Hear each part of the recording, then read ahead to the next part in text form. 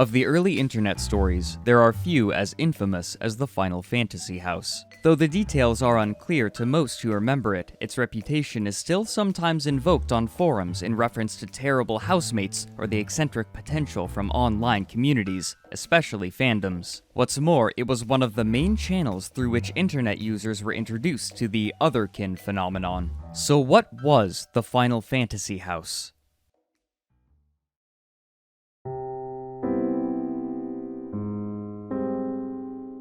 On April 18, 2005, a LiveJournal user under the handle of GenkiCrack made a long, scattered post detailing an experience with specific fans of Final Fantasy VII, a popular and influential story-driven game from Japan. He introduced it by writing, "These people are dangerous. This is not a joke.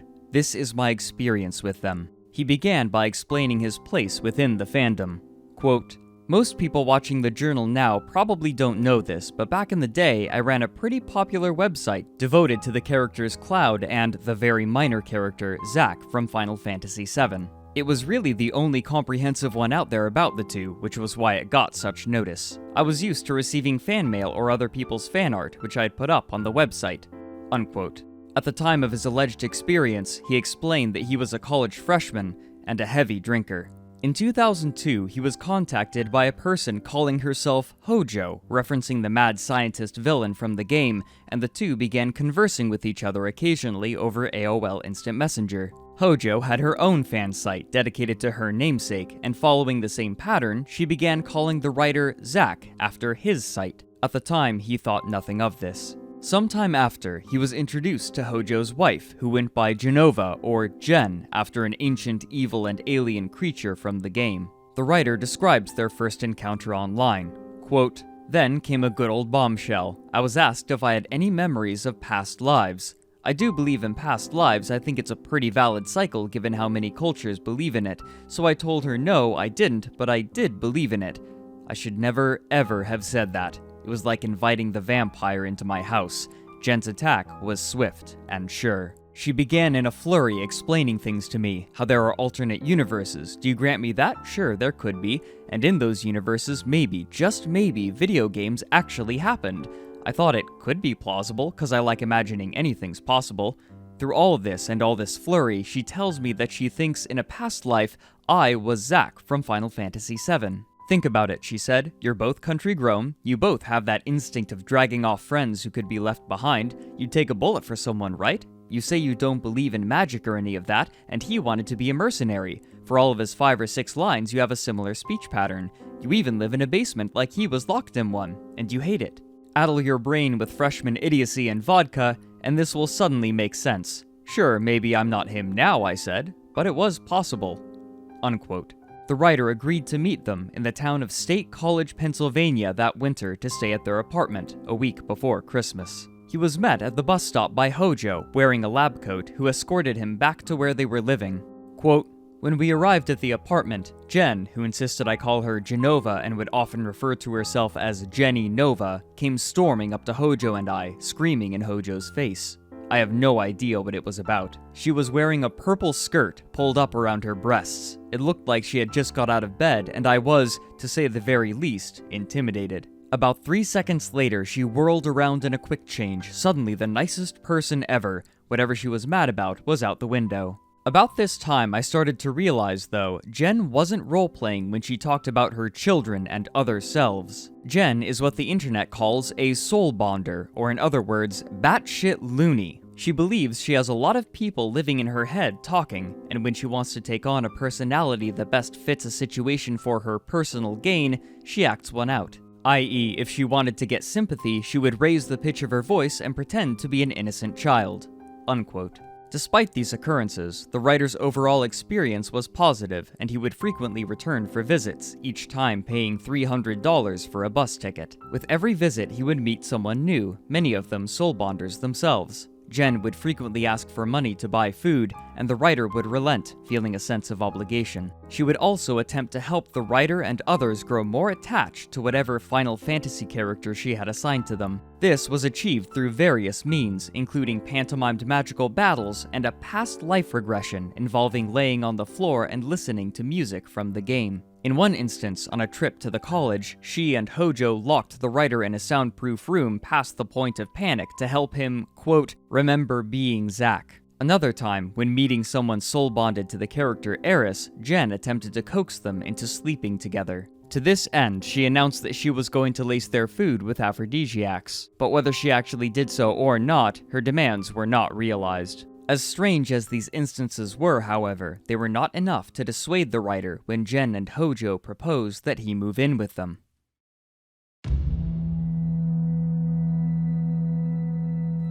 The writer moved into the State College apartment in the summer of 2003 with plans to only stay for the season. Within 3 days, he found a part-time job at a supermarket to help pay for food and rent, and he quit drinking as well. But his experience quickly degraded.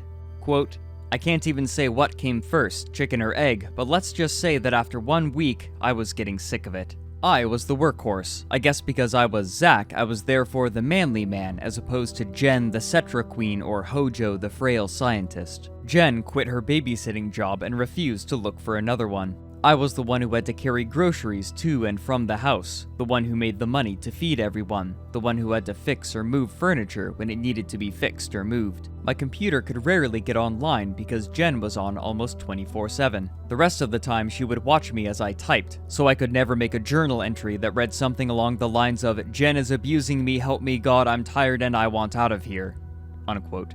Jen's pattern of surveillance worsened quickly. She would always be listening in on calls, reading his online interactions, and demanding to know wherever he was going to keep track of him. She would frequently wake him up in the middle of the night for sundry magical errands, depriving him of sleep. She demanded he spend his meager paycheck on $10 steaks for dinner, which made him sick, and when those would only last one night, she and Hojo had him ask for unsold food at the supermarket. Nobody in the apartment would take out the garbage or clean besides the writer, who only washed the dishes, and so the stink festered in the apartment in the hot Pennsylvania summer. Jen only wore a single dress and refused to bathe, opting instead to use scented oil. The writer described the smell in the apartment as rotting flesh and a miasma of filth with Sparkle Sunshine Fairy artificial sugar scent sprayed over it. What's more, Jen and Hojo would beat each other loudly and with increasing frequency behind their bedroom door as the summer continued, each time followed by noisy sex. This pattern of starvation, sleep deprivation, surveillance, and social isolation eroded the writer's will, and he began supporting them blindly. For example, while the writer was staying there, Eris grew tired of Jen, and the two had a falling out. The writer described the aftermath. Quote, apparently, Eris called one evening when Hojo and I were at the used bookstore, stealing books, yes, that poor, and said she wanted some of her things back that she had left at the apartment. Jen exploded. She called Hojo's cell phone in tears, screaming she was going to kill herself. I believed it. Hojo called Sid and demanded he go over. Hojo called Eris and screamed at her. I told her off too. We rented a taxi with money we didn't have and raced home. Jen, who had been screaming she had slit her wrists, was sitting in the middle of the floor. Sid was draping damp cloths on her wrists. I woke up for a second and knew this was bullshit. I had a problem with self-injury, so I knew very well the site of a deep cut and the site of a light cut. I know well knife wounds. Jen had scratched herself, horizontally on the wrists. Maybe it had been with a safety pin or a butter knife. It was not any kind of suicide attempt. At the most, it would sting. But I was still mad at Eris because I was supposed to be. I wrote her nasty emails, I joined them in bashing her, I ignored her when she came to pick up her stuff, even though she obviously wanted to still be friends with me. I regret that now because we never reconciled then. Maybe if I had got a clue and tried to get out with her, things would have turned out different. Unquote. Soon he was left with no money to leave and no confidence to ask for help. Even when he attempted to talk to his father at a payphone, Jen would go hunting for him. Then, when the filth in the apartment grew unbearable, Jen and Hojo asked their landlord if they could move to a smaller, single-room apartment, further increasing their proximity. The writer was the one to move the boxes. Soon after the move, the supermarket cut the writer's job to 1 hour a week. But even so, Hojo took all of them out to buy new things for the apartment, implying that she had been hiding money away in order to make the writer pay for things. Here, as they did many other times, they fought publicly. However, there was one person from the circle of friends in town who had consistently helped to stabilize the writer's mental state, a person who went by Sid, also a name from Final Fantasy, though the author describes him as having, quote, one foot in reality. He wrote, Sid occasionally would come over. When he did, I was glad because it was someone else. But he was and still does have his dickish moments. Jen would make these the be-all end-all, and Renee would back her up. I began to think he was like that all the time and didn't want to hang out with him when he was gone. Once he came back, they had to restart the process of brainwashing me all over again. Unquote. It was after one of these visits that the writer finally gathered the will to leave. Inspired after someone had stolen his shoes, he left everything behind in the apartment and walked the streets barefoot. By the end, he had spent a total of 2 months living with Jen and Hojo. After being homeless for a few days, Sid helped him gather his things and returned to his mother's home in Brooklyn. Besides his own account, the writer spoke of a few others involved with Jen specifically. One account was about someone he referred to as Captain McCool, a sensitive person with whom they sought to fill the vacant spot that the writer had left. When they asked him to move in with them, he was too nervous to turn them down directly, and so he claimed that he had been assaulted to avoid it. When they discovered his lie, they, quote, had him stuck in a chair and forced him to watch while they raped each other. Another person, whom he referred to as Bean, would sell her blood to help fund Jen's lifestyle. At the time he was writing the LiveJournal post, she was still living with them, but stayed in the attic and was forced to remain as quiet as possible. The writer expected some people in the Final Fantasy community to see this, but he couldn't expect the sort of attention it would receive.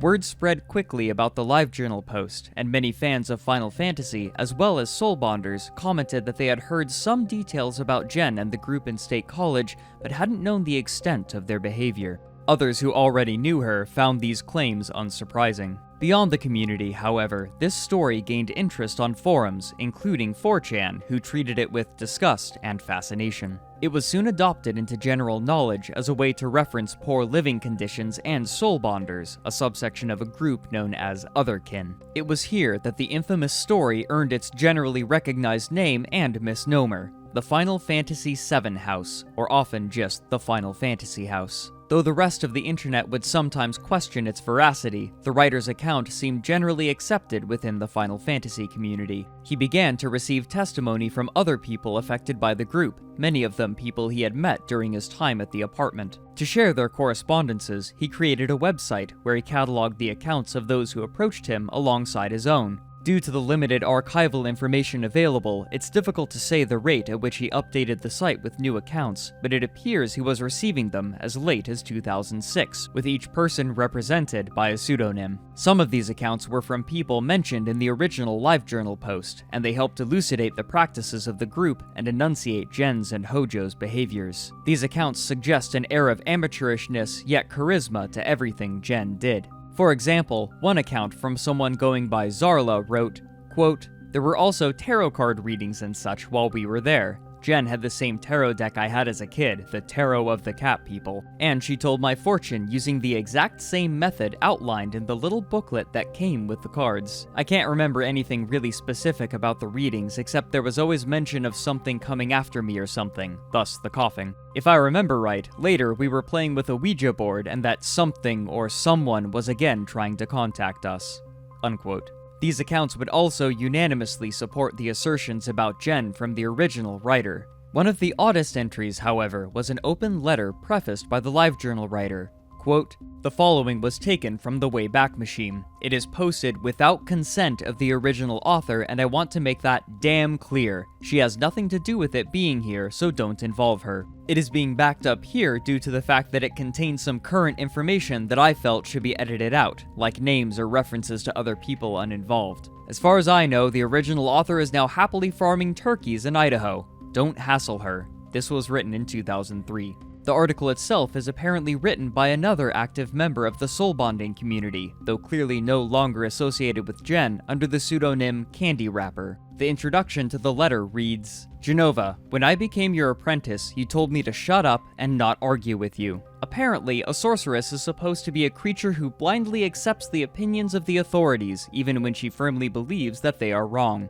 From this, I learned that when Jen says something I disagree with, I need to nod and make agreeing sounds anyway, otherwise we would have to fight every 2 minutes, and quite frankly, saying what I thought wasn't worth the hassle. I am not, however, your apprentice anymore, and I am free to say what I think. And I will, because it's a relief to say it, even if you aren't reading this. I do not actually give a crap whether you read it or not. It will hurt your feelings, and you will care that it happened, and I don't. You have been warned. The letter is structured as a list, and the first item reveals the name of Jen. You do not look like any Final Fantasy characters. You look like Jennifer Cornett. End of story. She shared some of her thoughts on Hojo and her relationship with Jen. If Renee does not go to class and do her homework, it will be difficult for her to pass those classes. Then she is no closer to graduating. Until she graduates, it will be hard for her to get a job that makes more money than she gets now. This is called capitalism, and it's a bitch. No one likes it, but no one has come up with anything that works any better. Renee always has to call off work or skip class to give you attention.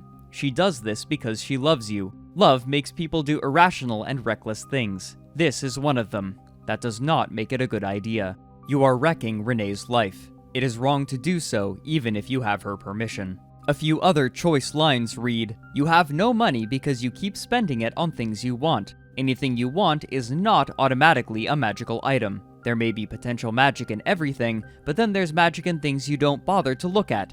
Things you can have for free. If something is a magical item, that doesn't mean you must own it. It would be nice if you could, but you can't always do so. I had money because I rarely bought anything for myself. Whenever I got some money, I would save it. I am not a money generator, and neither are my parents. If you want to have money, you need to not spend it. I now do not have money because I spent it on you. Poof, all gone. You still wanted more, but I didn't have any more to give you. I have been using crystals since I was 10 years old. You are wrong when you start with that "you won't use them properly" shit, because I have been using crystals since elementary school. You taught me no magic. The only thing I actually learned from you was to beware of people like you. But among these accounts, there was one that stood out from the others, and if it's to be believed, it showed just how far the manipulation of Jen's entourage could go.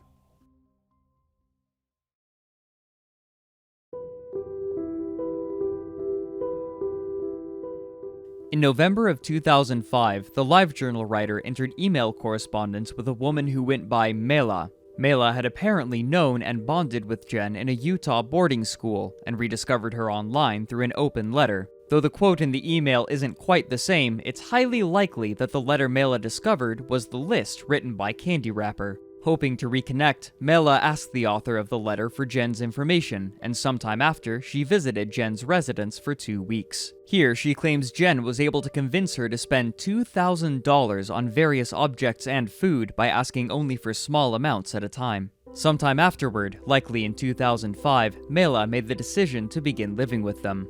Quote, "I moved in with $17,000 in my bank account, and soon Jen had drained all of that on necessities, all for the house, many of which went into Jen's room and never came out. Soon I received a check from the investment company for $80,000, and Jen's spending began again in earnest. I tried to get her to stop spending money on frivolous things, but every time I said no or told her she should spend her own money buying things for herself, she threw a fit. All this time, she was telling me how important I was to her special plan, how the world needed us to stick together so we could conquer evil, etc. I wanted desperately to feel special. I was scared and alone, and I believed her. She knew a few magic tricks, was very good at reading people, and could give relatively accurate tarot readings. I fell for her lies, hook, line, and sinker." Unquote. After she moved in, it was clear that Hojo's relationship with Jen had deteriorated, and she had been supplanted by a new person named Angel, whom Mela claimed was remarkably violent. Jen was now sleeping exclusively with Angel, though sometimes Hojo would sleep with Angel as well. Hojo was forced to stay extremely silent during the day or risk being berated by Jen. This information strongly suggests that Hojo was the one who was selling blood to fund Jen. Their hygiene was also still abysmal. Quote, "Oh, how Jen smelled. Angel was much worse, though. I don't think that girl ever bathed. They just kept adding perfume. And Jen's purple skirt/dress stinked to high heaven. That was until I made her other clothes to wear." Jen, during this time, was apparently made aware of the LiveJournal writer's website as well. At some point, it appears that they moved somewhere new, and it was here that she claimed she was beaten on multiple occasions. Once, during a dispute, one of them grabbed onto Mela's hair and started slamming her head into the floor while Jen and Angel beat her with their fists, then sat on her and attempted to choke her. Finally, she passed out from the head trauma. Jen would later convince her that she had attacked Jen first, then blacked out.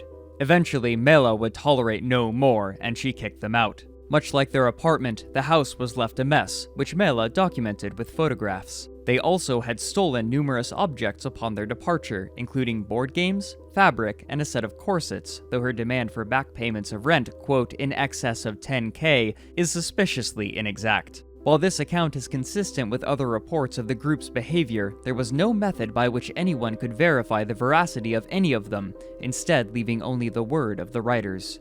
Alongside this, the author would finally reveal the faces of Jen and Hojo.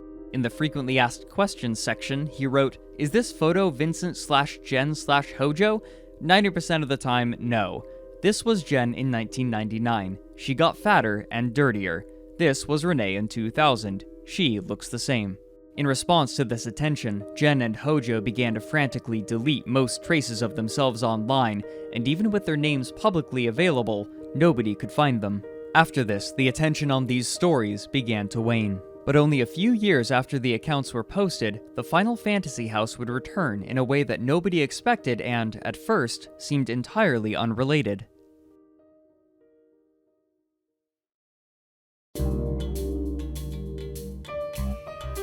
On July 15, 2008, a LiveJournal user by the name of Dragon Tigerclaw wrote a post entitled Insane Housemate Part 1 and published it on Housemate Horror, an open, moderated page where people could share their stories of bad roommates. The opening reads, quote, "I used to live in an awesome situation in SoCal until the housemate from hell moved in. Fortunately, she has left, but the bitterness remains on my tongue. It is a saga that can only be told in pieces. Please bear with me. In the cut, you will find part 1 of the saga involving the girl who believed she was a video game character." Unquote. Soon, the author would name himself as Pete. The tale was structured in irregularly sized sections, with many of them ending on cliffhangers. He explained that he was living with 5 other people in a 4-story house. He claimed that the rent was a preposterously low $500 a month, and that the landlord, Matt, kept it that way because his chief concern was that he wanted company in the house he had inherited.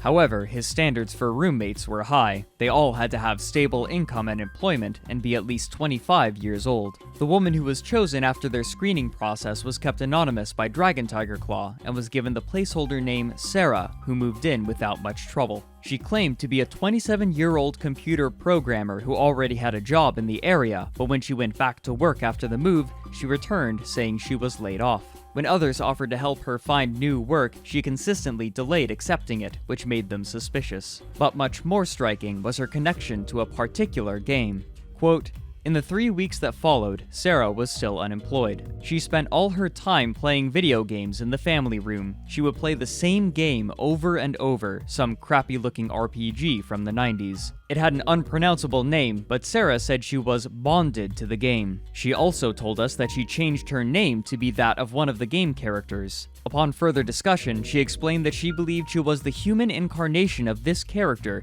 and that they shared a soul." Unquote.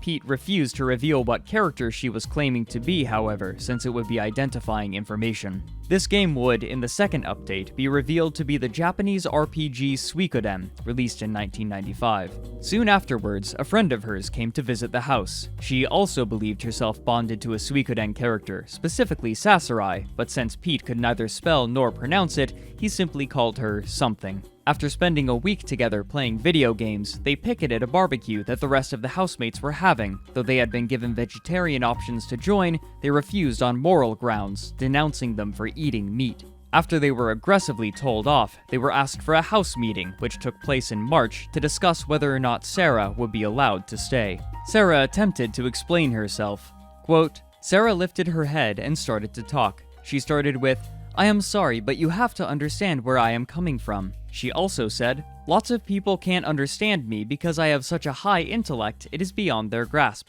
Excuse us for being sane, bitch.'" Unquote. They eventually learned that she had used friends' help to get past the screening process. She had never had a job in California, was from the East Coast, and used a friend's address to get a California driver's license while another posed as her boss. Matt allowed her to stay until May 1st, since she had already paid for April. Sarah, however, wasn't willing to leave so easily. By this point, numerous readers had become enraptured, begging for updates to what they had come to call the Sarah Saga, and many returned daily in hopes that a new part would be posted by Pete. In response to the pressure from Matt and the rest of the house, Sarah isolated herself in her room, with Sasarai acting as a go-between. She would only leave it in Sasarai's company. However, this didn't last long, as Matt was able to pull a favor from a psychologist friend to get her treatment for free, and he managed to convince Sarah to attend. Soon, she was on medication, and was interacting with the others on a more normal basis. It was during this time that they discovered Sarah's true form of income. Quote, she said, "Plain as can be, I have people offer me donations on my blog so I can spread the news of my religion." Her religion being that she is actually a male video game character from a game that came out in the 90s. What? So there are some morons out there who are giving money to Sarah so she can pretend to be a video game character and teach others how to do the same? Something said, "We give her things because she has helped us find our true selves." "So you don't work either?" Tim asked. I could tell he was ready to explode. "No, I get government benefits in the UK." "Why?" "Because I don't like to work." Soon after this, Sarah's boyfriend convinced her to abandon her medication, and the results were violent. After one of the ruder housemates demanded she start taking the pills again, she began smashing fragile objects, including a window. She would continue to take her pills irregularly, but by this point, interaction between her and the rest of the house fell to a minimum. By the time May 1st came, there was no sign of her moving out, and when Matt attempted to evict her, Sarah called the Department of Fair Employment and Housing, claiming discrimination against her religion and her disabilities. While the state didn't follow through on these threats, they did discover that Matt had never filed the correct paperwork to house tenants, and Matt couldn't evict her until the proper paperwork was filed. But the strangest event would happen that summer. In July, Sarah gathered 12 members of her soul bonding group at the house to perform a ritual, threatening Matt that she would file a discrimination suit against him if he wouldn't let them stay. Though Matt acquiesced, he only allowed them to stay until 10 o'clock that night. One roommate demanded that the soul bonders be ejected, but Matt wanted to gawk at their ritual, and so they stood in the kitchen and ate pizza while watching them. Pete describes the ritual. Quote, Sarah came downstairs, dressed in a white dress. She kept glancing at us. Something stood between her and us so she couldn't see us, I guess, and she began talking. She talked about how this was Betty's awakening and how Betty was now going to finally realize her potential by harnessing the soul of a video game character. I couldn't stand it. I started cracking up. The rest of the housemates started cracking up. This was better than any kind of TV you can imagine. See if you can picture all of these nutjobs kneeling around the altar as the video game played its music in the background. Sarah stood over them, preaching this religion, and the right bishop something would occasionally interject something deep from her position. Sarah was really getting upset, so more of her friends made the human wall. We could still hear all the stupid, even after they turned up the volume on that video game. At this point, Matt threatened to call the police since it was nearly 10 o'clock, but when one of the members of Sarah's group threw a punch, the threat was carried out, and the group was forced from the premises.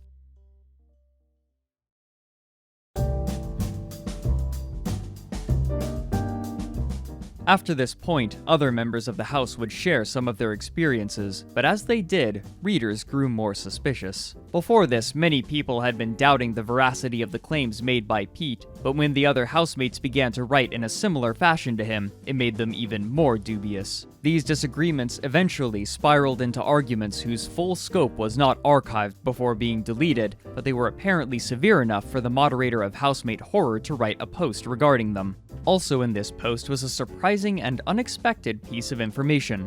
Quote, Tim, Pete, and Carrie, aka the people posting from the account Dragon Tiger Claw about the Sarah Saga, may be as they say they are, different housemates of Sarah, or they may be the one person doing a little creative writing experiment. Basically, I don't give a crap. The posts have been amusing and entertaining, and anyone who doesn't think so is not being forced to read them, so please do not complain.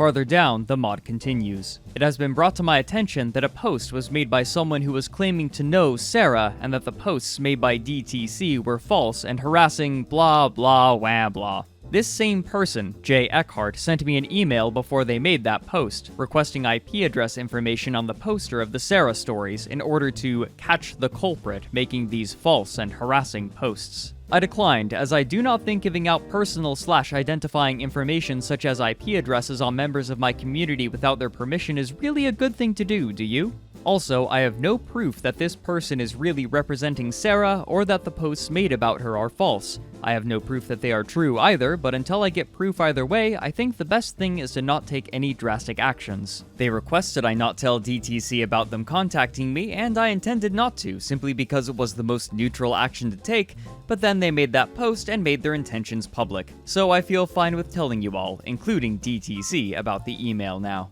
But meanwhile, elsewhere on the internet, other people were having their own discussion about the Sarah Saga, and they would quickly discover much more than they first expected. On August 19th, 2008, a member of the Something Awful forums named Jabberwock posted a thread entitled, "If You Thought Furries Were Bad," which linked to the 11 parts of the Sarah Saga that had been posted so far. The responses seemed mostly to reflect amusement, though quite a number of forum members echoed the doubt displayed in the comments of the posts themselves. One user, however, who went by Jägerhunde, had a different response. Quote, "I haven't read through the journals, I only started the first, but I swear this could be about a girl I knew and even once dated in that really vague, sad high school nerd way. She claimed that she was soul-bonded to the Eris character from Final Fantasy VII, that her girlfriend was soul-bonded to Sephiroth, and she swore at one point with perfect seriousness that she was carrying Sephiroth's spirit child. Apparently, she'd conducted an elaborate fantasy life with these characters in her head, and had written pages upon pages of god-awful fanfiction about it. So far as I know, she grew out of it eventually, but when I say eventually, I mean like late 20s. Even when I knew her at 16, this kind of behavior from her made me want to stay far the fuck away. Oh yeah, the girl in question also changed her name to some bullshit nerd fantasy name she made up, and absolutely refused to ever be addressed by her birth name. After reading through the rest of the entries, Jägerhunde returned the next day with a new post that took the other readers aback. Pretty sure I've got this all sewn up, goons.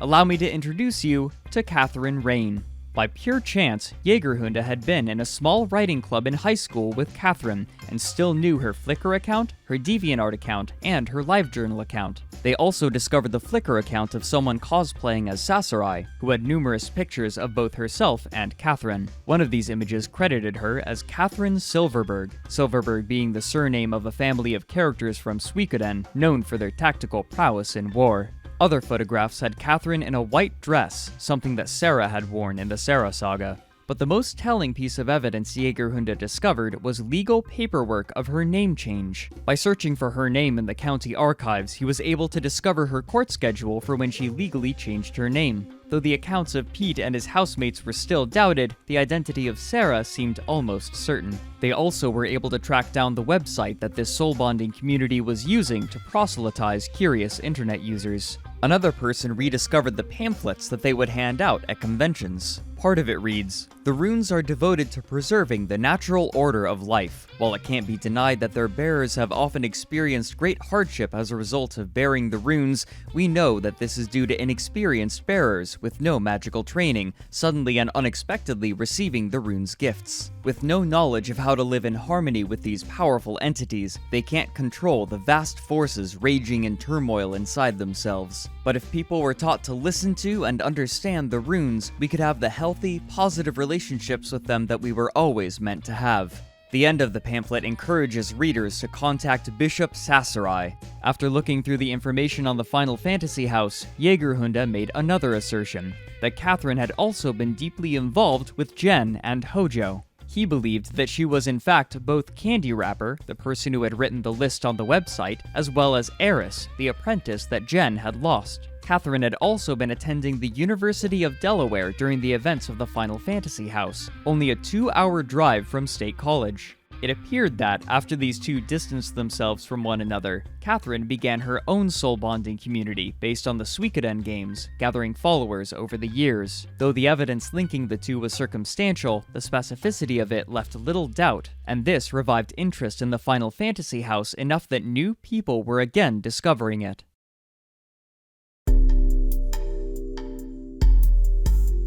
On August 22nd, just 2 days after Jägerhunde had posted about Catherine, he made another post saying, quote, "Took a day off, everyone. I don't really have anything more to add, except to mention to everyone that I've become aware that our protagonist is now aware of this thread. Say hi, everyone." Gleefully, the rest of the forum members began to post messages to Catherine, mocking and teasing her, claiming to be soul-bonded to any number of characters or objects. That same day, however, an update was posted to the Final Fantasy House website. Quote, "I updated some stuff to make it slightly more legible. Evidently, Housemate Horror's Sarah is not Rain Crystal. This comes to me via the writer of the Sarah Saga. If you think he's lying or that I'm lying, that is your own business, but that is what he told me. Rain Crystal's behavior, soul bond nuttiness, getting money for it, etc., is similar enough to Sarah that she is harassing the writer to stop posting his lies about her. As such, I still think she's worth warning people about. I am sorry, but based on my experiences and the experiences of others, soul bonders are dangerous freakos." Unquote. The next day, Jägerhunde had a strongly worded reply. Quote, "This is actually a goddamn lie. Greta is a litigious-loving nut, and it sounds to me like Housemate Horror Dude is doing damage control. I don't blame the Final Fantasy VII house author, since he's probably taking it simply on faith that our Housemate Horror author is telling the truth. But he's not, and anyone who's read this far through the thread should see through this pathetic obfuscation pretty easily." Unquote. In response to one person asking for clarification, Jägerhunde replied, "It would be irresponsible for me to say that Greta and her friends have their collective panties in a wad about the Housemate Horror thing and have been pressuring the author to recant, so I won't. I'd like to add that it's possible that the Housemate Horror author is a very elaborate troll, but even if he is, this is clearly someone who knows Greta, if it's her, of course, and while I'm willing to entertain the idea that some of the particulars might be fabricated, the fact that anybody, you know, like maybe Greta, has possibly gotten so defensive about a series of stories, which even use false names, says much about that person." Unquote. Finally, on August 24th, in mid-afternoon, all parts of the story were removed from the Housemate Horror blog. However, working from Google Cache, the members of the forum were able to piece together all of the parts that had been written by Dragon Tiger Claw and archive it on the forum, though it also had been saved on the Wayback Machine. That same day, the original Final Fantasy House author posted an update to his website. Quote, "Well, what do you know? When something awful found Catherine Rain, things really heated up. The original writer of the Sarah Saga got regular harassment until he took the story down. Considering the mind-numbing level of consistent details between Catherine's data and the data on Sarah, I'm going to agree with the goons. The OP was just doing damage control. It's obviously her. The current theory is, in one last-ditch effort to avoid more court battles with her, he deleted all the posts. Well, Greta, you stepped in it. You took away my train wreck that I was reading to defend your crazy cult. If he was writing fiction or not, you took away the fun. Thanks to something awful, we'll have lots of nice photos and links all here about you in just a little while." Unquote. This last update remains on the website to this day, and a link to the Sarah Saga thread on Something Awful is provided farther down the page. Now, the Final Fantasy House's website and the Sarah Saga remain as a warning about fandoms taken to their extreme, but they also serve as an example of how the online space collapses the distances between people, so that even old friends with no more existing ties can discover or stumble across one another, with wildly unpredictable effects.